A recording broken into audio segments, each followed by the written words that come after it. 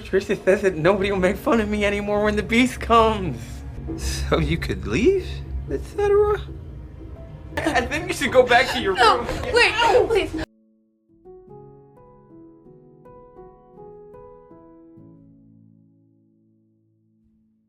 At a busy restaurant filled with laughter and celebration, Casey sits apart from the others during a classmate's birthday gathering. When the party ends, the birthday girl, Claire, complains to her father that inviting Casey was painful because she only did it out of pity. Casey then calls her guardian and asks to be picked up from the restaurant. She does not belong to any social group at school. People see her as distant and difficult, so she has no one to go home with. Claire's father ignores his daughter's complaint and simply waits to see whether Casey's guardian will arrive. Unfortunately, Casey learns that the car meant to pick her up has broken down. She decides to take the bus instead. Claire's father kindly refuses to let her travel alone and offers to drive her home. Claire, Casey, and Claire's best friend Marcia get into the car together. Casey sits in the front passenger seat while Claire and Marcia chat in the back. Claire's father stops for a moment to open the trunk and take out some food packages and gifts. While he is doing this, a stranger approaches him. The trunk suddenly shuts with a loud bang, and another man climbs into the driver's seat. Casey immediately notices something is wrong. The man behind the wheel is not Claire's father. Claire quickly tells the man that he must have entered the wrong car. Before they can react further, the man puts on a mask and sprays a chemical toward Claire and Marcia. Both girls lose consciousness within seconds. Casey tries to resist and escape, but the man strikes her and knocks her out as well. Casey later wakes up inside a dim room where only thin rays of light break through. Claire clings tightly to Marcia in fear. Before the girls can even speak properly, the only door in the room opens. A well-dressed man wearing glasses steps inside and takes Marcia away. He is Kevin, currently controlled by a personality named Dennis. After a short time he returns with Marcia, who is crying, then angrily slams the door. Marcia explains that Dennis forced her to dance for him, but she was so frightened that she ended up wetting herself. While Claire tries to calm everyone and says they will survive this, Casey begins shaking as painful memories from her childhood surface. In her mind she recalls a large man named Uncle John telling a hunting story to her younger self in a restaurant. At that time she was sitting with her father and believed everything in life was safe. Meanwhile, news about the disappearance of 3 teenage girls spreads. At a psychotherapy clinic, an elderly therapist named Dr. Karen Fletcher reads the report on her computer. She also notices that one of her patients, Barry, has scheduled a session with her. Back in the locked room, Claire pushes Marcia and Casey to fight back if the kidnapper touches them again. Casey thinks more carefully and rejects Claire's plan. Claire argues that they have no time left and must take action against Dennis soon. She assumes Casey is simply being stubborn again. Casey explains that they still do not understand the situation and promises she will help once she finds a smarter plan. Another memory appears in Casey's mind.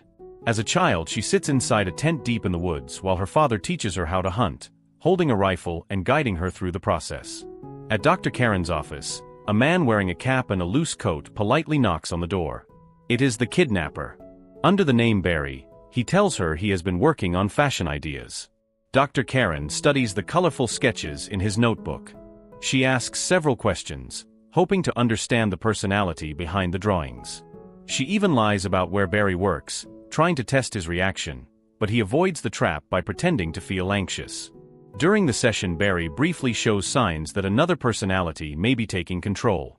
He suddenly organizes Dr. Karen's belongings neatly on her desk while leaving his own drawings scattered around. Soon after, he leaves the clinic. At the same time, the girls secretly look through a small gap near the door and notice that a woman seems to be living with their captor. The woman speaks with someone named Dennis. Curious and frightened, the girls watch as the woman approaches and opens the door. To their shock, the woman is actually the kidnapper himself, dressed in a tight red sweater, a long skirt, and high heels.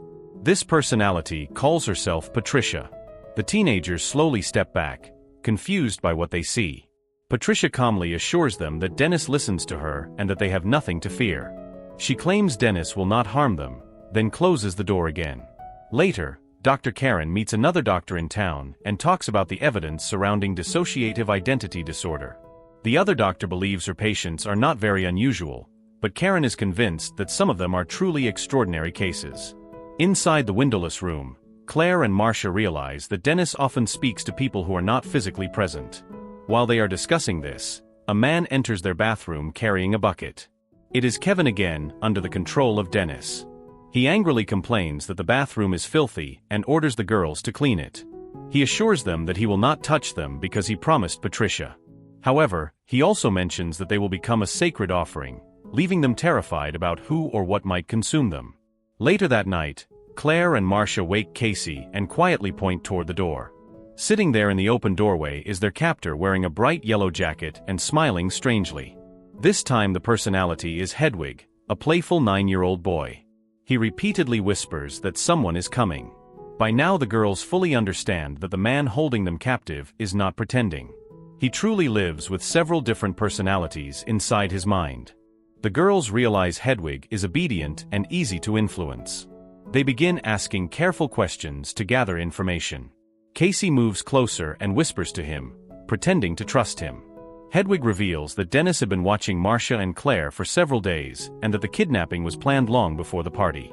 Casey quickly invents a story. She tells Hedwig that Patricia and Dennis secretly planned to sacrifice him during the sacred feast. She convinces him that the girls in the room are actually his babysitters trying to protect him. Nervous and confused, Hedwig closes the door and leaves. The girls start hitting the walls, searching for a weak spot. Claire finally breaks part of the ceiling with the heel of her shoe. Hedwig soon returns and demands they open the door. As Claire climbs into the ceiling space, Hedwig suddenly shifts into Dennis and forces the door open.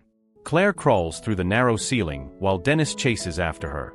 She hides inside a locker, but Dennis eventually finds her and locks her alone in another room. Dennis later returns to Marcia and Casey and repairs the damaged ceiling. He warns them that Claire will stay separated from them. At the same time, Dr. Karen is attending a video conference with several psychotherapists in Paris. She discusses her research on dissociative identity disorder and the possibility that the human mind can unlock multiple distinct identities. After the meeting, Barry arrives for an appointment. Dr. Karen quickly senses that something is wrong and suspects Dennis may actually be controlling Barry's body. Barry insists that neither Dennis nor Patricia is present because those personalities are considered unstable. After he leaves, Karen reviews security footage and begins to suspect that Barry was not truly himself during the visit. Back in captivity, Marcia becomes desperate to escape. While she speaks, Casey drifts into a childhood memory of a hunting trip with her father. Later Patricia brings them food and allows them to eat in the kitchen because they behaved well, unlike Claire who remains locked away. Suddenly Marcia attacks Patricia with a stool. Dennis immediately takes control and orders Casey to lock herself in the room. He punishes Marcia by locking her inside a separate chamber and warns Casey that the beast will soon arrive to feed on them. Later Hedwig appears again and hugs Casey from behind. He explains that Barry and Patricia usually decide which personality can take the light, but he sometimes takes control himself. Casey asks if he has ever seen the beast. Hedwig avoids answering and instead asks to kiss her. Casey reluctantly agrees and then asks him to bring her to his room so they can dance. However, Hedwig leaves first to attend Barry's scheduled therapy session with Dr. Karen. During the meeting, Karen speaks directly to Dennis, questioning his belief in the beast while also trying to gain his trust. Dennis finally admits that he and Patricia are often mocked by the other personalities and claims everything he has done is to protect the fragile Kevin. After the session, Hedwig brings Casey to his bedroom. Loud music blasts from the stereo as Hedwig dances wildly. When the music stops, he accuses Casey of planning to escape. He briefly gives her Dennis's walkie-talkie, and Casey quickly tries to call for help before Hedwig takes it back and returns her to the room. Later Dennis appears again in his formal clothes and calmly tells the girls that the beast will be very pleased when the night is over. In Casey's final memory, Uncle John hides behind a rock and calls to her while she wanders alone in the forest. He tells her to remove her clothes because they are pretending to be animals. The memory ends with Casey standing above his hiding place while holding a rifle. Casey loads the gun and points it toward Uncle John, but he quickly takes it away from her to prevent anything dangerous from happening. Later that evening, Dr. Karen visits Dennis at his home. Dennis leads her to Barry's room and begins recounting the well-known story about Kevin's painful childhood. He explains that his personality was created to protect Kevin by maintaining order, discipline, and precision, hoping it would satisfy Kevin's demanding mother. Dr. Karen attempts to calm him. She suggests that Kevin could recover without relying on 23 separate personalities. Dennis dismisses the idea and begins describing a powerful entity called the Beast. Karen mentions rumors about the Beast devouring young women who are considered impure, but Dennis seems reluctant to explain further. Feeling uneasy and unprepared, Karen ends the discussion and says they should continue it properly during another therapy session. Soon after, she walks to the bathroom and quietly observes the rooms across the hallway. She manages to spot Claire inside one of them. Before she can react, Dennis suddenly appears and sprays a chemical that makes her lose consciousness. At the same time, Casey tries to unlock the door from the inside while the other girls attempt to distract their captor long enough to escape. Dennis later leaves the house and goes to a shopping mall to buy a bouquet of flowers. While he is away, Casey sneaks into another room and discovers a computer. There she finds numerous video recordings that introduce the 23 different personalities living inside Kevin. Meanwhile, Dennis enters an abandoned train carriage. Inside that isolated place, he transforms into the 24th personality. His body becomes taller and more muscular, and his movements grow wild and aggressive. In this terrifying form, he runs back home as the creature known as the Beast. Dr. Karen eventually regains consciousness and tries to write down notes at one of the tables. Her vision is still blurry. She grabs a bread knife and attempts to stab the Beast from behind, but the blade shatters into pieces. The Beast then crushes the helpless doctor, ending her life. After watching the recordings, Casey finally figures out where the keys might be hidden. She moves quietly through the hallways searching for Marcia and Claire. Sadly, she finds Marcia already dead in one of the rooms, her body covered in blood. Claire is still alive for a moment, but the Beast drags her away and brutally devours her organs. Casey discovers a note left by Dr. Karen. However, she freezes in terror when she sees the Beast climbing across the walls like a monstrous animal. Desperate, Casey begins repeating Kevin's name again and again, raising her voice each time as she notices the creature weakening. At that moment, the original personality, Kevin, briefly regains control. He remembers how his abusive mother used to call him while holding a whip. Kevin has no idea what the other personalities have done. In fear and confusion, Kevin begs Casey to shoot him using a gun stored in a cabinet, but then hesitates and stops her. Casey witnesses Kevin rapidly shifting between several personalities. When Hedwig takes control, Casey uses the opportunity to search for the weapon. Realizing that Kevin will soon transform back into the Beast, Casey rushes from room to room looking for bullets. Unfortunately, the transformation happens again before she can finish loading the gun. The Beast grabs her violently and tears apart her sweater. Casey retrieves the gun from the floor and quickly locks herself inside a cage. Her legs are badly injured, and she drags herself toward the farthest corner of the enclosure. Another memory appears in her mind. Young Casey sits quietly while Uncle John approaches from behind. It is the day of her father's funeral.